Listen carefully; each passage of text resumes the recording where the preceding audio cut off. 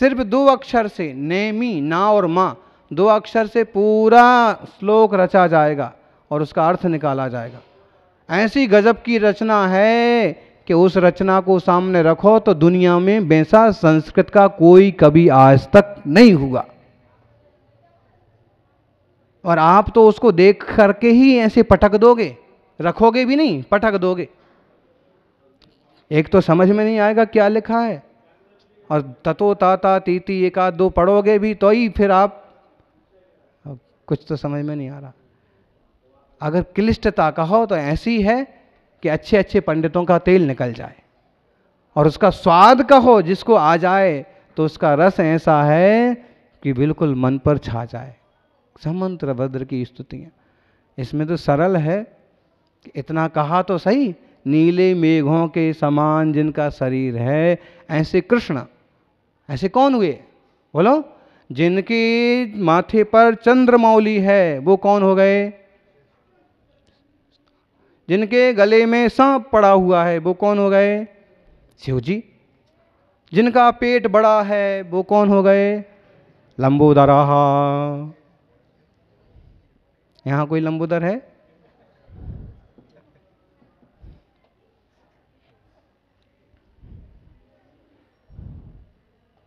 ऐसे ही उपमा, ऐसे अलंकार लगाए जाते हैं। तो ऐसे उनने लगाया। श्री कृष्ण अपने भाई के साथ प्रसन्न हृदय से, दोनों भी जनता के स्वामी, धर्म में जिनका विनय है, धर्म के जो रसिक हैं, ऐसे खुद ही जिनके चरणों में प्रणाम करते हैं। दोनों भाई कौन? बोलो जी जोर से। कृष्ण जी और बलदाऊ बलराम। प्रणेमतु खुद सुत राम। कितना उनको कैसे लगता होगा कि हमारे भाई तीर्थंकर, इनकी महिमा, देवता इनकी पूजा में आ रहा है, जो कि वो भी खुद भी शक्तिशाली थे, लेकिन फिर भी सामने ही सामने कोई भाई तीर्थंकर बन जाए तो वंदन करते थे, प्रसन्न होते थे।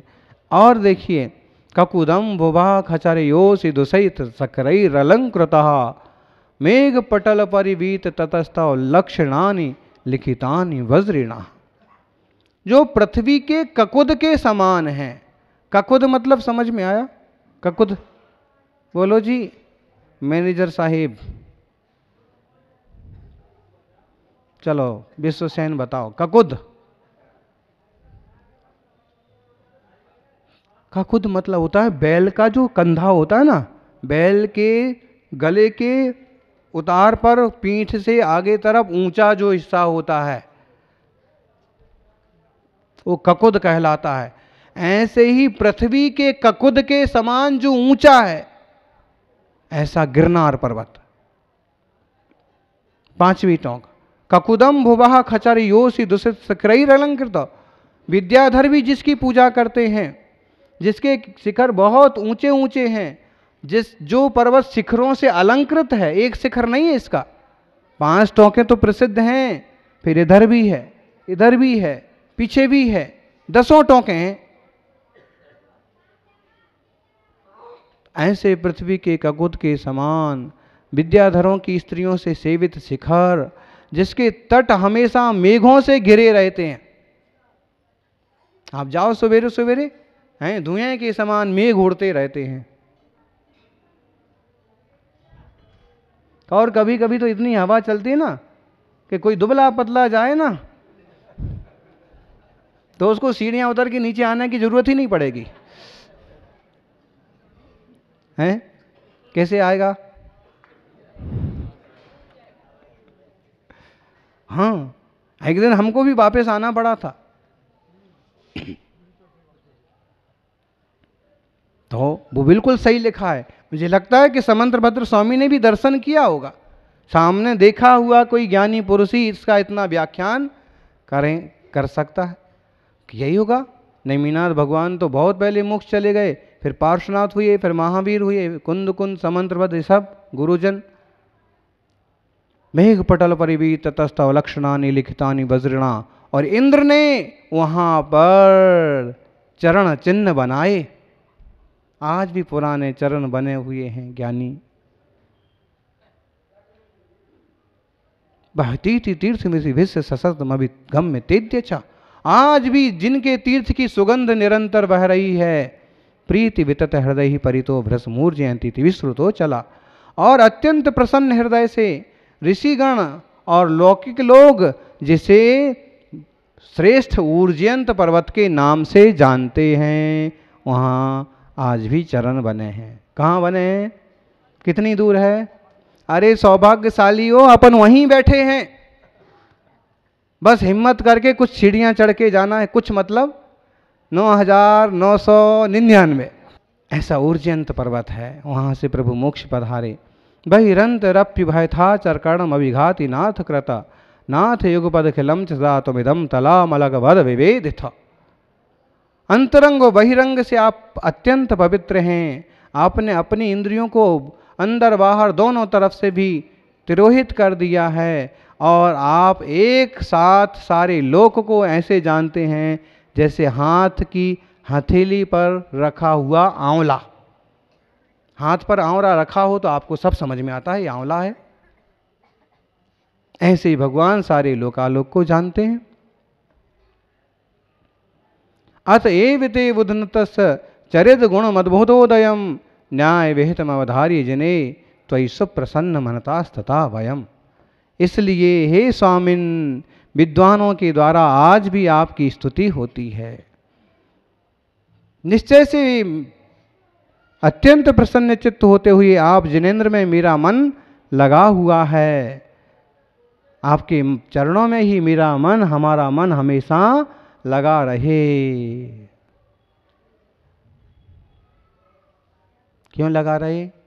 उनके चरणों में मन लगा रहेगा तो मन का उत्थान होगा, जीवन का उत्थान होगा, आचरण का उत्थान होगा। और जैसे चरण 5वीं टोक पर हैं, वैसे ही चरण 4थी टोक पर भी हैं। लगभग उतना ही पुराना, वैसी ही मूर्ति भी है। और 4थी टोक से जब उतर के आते ना, तो एक और वैसी प्राचीनतम मूर्ति है पहाड़ में खुदी हुई। और जब पहली टोक पर चढ़ कर के नीचे से जाते हैं तो भी एक वैभव बहुत बिखरा हुआ है। उन पुरखों को धन्यवाद जिनने जो मूर्तियां स्थापित की सो की, लेकिन पहाड़ में भी मूर्तियों की खुदाई करके गए तो आज 2-2.5 हजार साल बाद भी कम से कम किसी तरह से दर्शन तो हो रहे हैं। ऐसा किसी का कहीं कुछ और खुदा हुआ नहीं है। अभी सब नया नया जो कुछ हो रहा है सो तो प्रभु जान ही रहे हैं, लेकिन प्राचीनतम वीतराग मार्ग को दर्शाने वाला ये तीर्थ जीवंत रहे और सारे समाज में एक तरह की सबुद्धि हो, लोगों में एक तरह की प्रेम सरिता बहे कि यह शासन, यह तीर्थ विकसित हो और सबके लिए दर्शन का केंद्र बना रहे, सब जीव अपना अपना इससे कल्याण करें, ऐसी मंगल भावना। जय बोलिए नेमिनाथ भगवान की। ओम नमो जिनाणम, ओम नमो जिनाणम, ओम नमो जिनाणम। ओंकार मैं हो ओम हो तुम, ओम के आकार हो, सद्ज्ञान मैं हो ज्ञान हो तुम, ज्ञान के प्राकार हो। सर्वज्ञ हो प्रभु सर्वदर्शी, त्रय जगत के पार हो। तीर्थेश है महावीर जिनवर, वंदना सतवार हो। तीर्थे से है नेमिनाथ जिनवर, वंदना सतवार हो। आचार्य आदि सिंधु गुरुवर, अंकलीक महानतम। आचार्य श्री महावीर कीर्ति, ज्ञान गुण के खान सम। सूरी तपस्वी त्याग मूर्ति, तपो गुण के धाम है।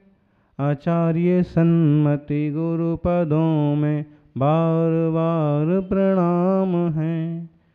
आचार्य सन्मति गुरु पदों में बार बार प्रणाम है। जयकारा। आदिम तीर्थेश्वर आदि विधाता देवादिदेव महादेव आदिनाथ भगवान की। वर्तमान जिन शास्त्र नायक वर्धमान महावीर भगवान की। आचार्य श्री आदिसागर जी महाराज की। आचार्य श्री महावीर कीर्ति महाराज की। तपस्वी सम्राट गुरुदेवाचार्य श्री सन्मति सागर जी महाराज की।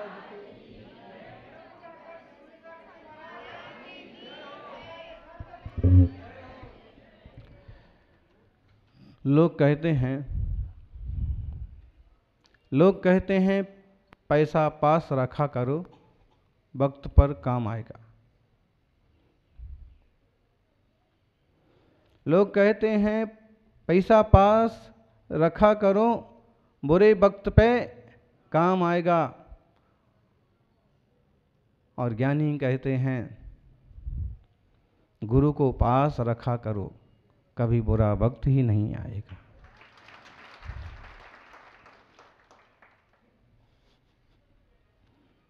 प्रभु को पास रखा करो, कभी बुरा वक्त ही नहीं आएगा। और कभी बुरा वक्त आ जाता है तो वह भी हाथों हाथ कट जाता है, सरक जाता है।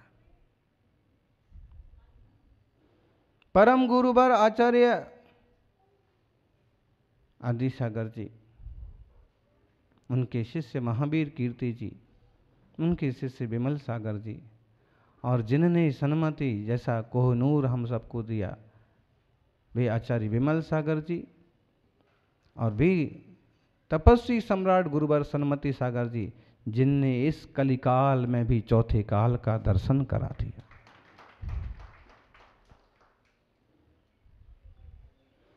चमत्कारों की कथाएं उनकी बहुत हैं। उनके जीवन पर, उनकी भक्ति में रचे गए चालीसे को पढ़ते हैं तो कई सारी घटनाओं का जिक्र है, और अभी आप सुन रहे थे। वास्तव में चमत्कारों से व्यक्ति महान नहीं होता है। जहां तक हम समझते हैं कि कोई व्यक्ति महान होता है तो उसके जीवन में चमत्कार होते हैं, उसके आशीर्वाद में चमत्कार होते हैं।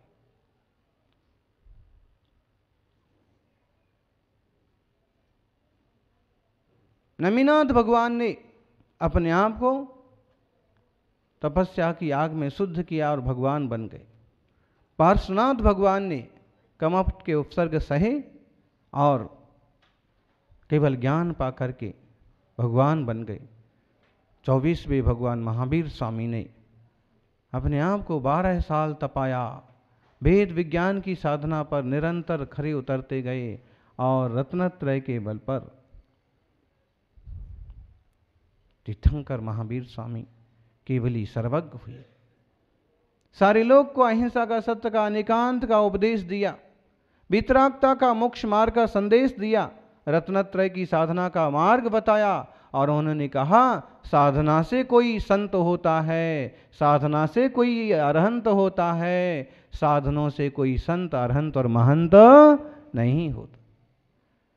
लोग साधन इकट्ठे करने की तरफ दौड़ते हैं और महावीर स्वामी कहते हैं साधना की तरफ दौड़ो। जहां तुम विराजी हो वसति का कैसी है ये महत्वपूर्ण नहीं है, तुम्हारा मन कैसा है ये ज्यादा महत्वपूर्ण है।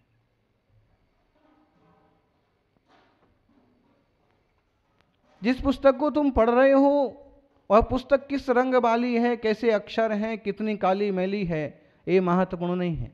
उसमें से आप क्या स्वीकार कर पा रहे हो ये महत्वपूर्ण है। जिस पेन से आप लिख रहे हो, जिस लेखनी से आप लिख रहे हो, वो कितनी महंगी है, किस कंपनी की है, ये महत्वपूर्ण नहीं है। उस पेंसिल से, उस लेखनी से आप क्या लिख रहे हैं, कितना अच्छा लिख पा रहे हैं, ये महत्वपूर्ण।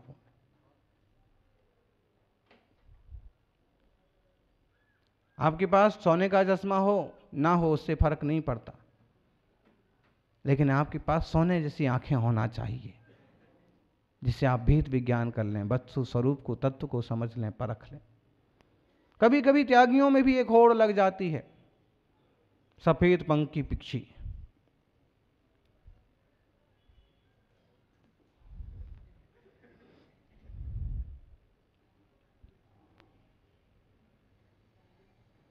सोने का कमंडल, सोने की पीछी, चांदी की पीछी, चांदी का कमंडल, सोने का सिंहासन, चांदी का सिंहासन। सोने चांदी से, हीरे मोती से त्याग तपस्या की कीमत को नापा तोला नहीं जा सकता। अगर यही कीमती होता तो महावीर स्वामी के जन्म पर, दीक्षा पर, आहार पर देवता लोग सोना चांदी हीरे मोती की बरसात करके लुटाते ना रहते। उनकी नज़र में कीमती है महावीर स्वामी की साधना, महावीर स्वामी का चरित्र, महावीर स्वामी का ज्ञान। इसलिए मोक्ष मार्ग को अपन समझें। मोक्ष मार्ग की कीमत बाहर से नहीं, भीतर से आंकी जाती है। बहुत सुंदर अभी आपने सुना, माता जी ने कहा, चांद से किसी ने मांगा शीतलता दो, चांद ने कहा शीतल होना सीखो। सूरज से किसी ने मांगा जरा रोशनी दो, सूरज ने कहा मांगो मत, रोशन होना सीखो। सागर से मांगा लहरें दो, सागर ने कहा मांगो मत, लहराना सीखो। चिड़िया से कहा जरा चहकना दो, चिड़िया ने कहा चहकना मांगो मत, चहकना सीखो। महावीर स्वामी कहते हैं, गुरुदेव सन्मति सागर जी कहते हैं, मांगना नहीं सीखो, होना सीखो, पाना सीखो। कोशिश करोगे तो तुम पा जाओगे। उन तपस्वी सम्राट गुरुवर सन्मति सागर जी के संबंध में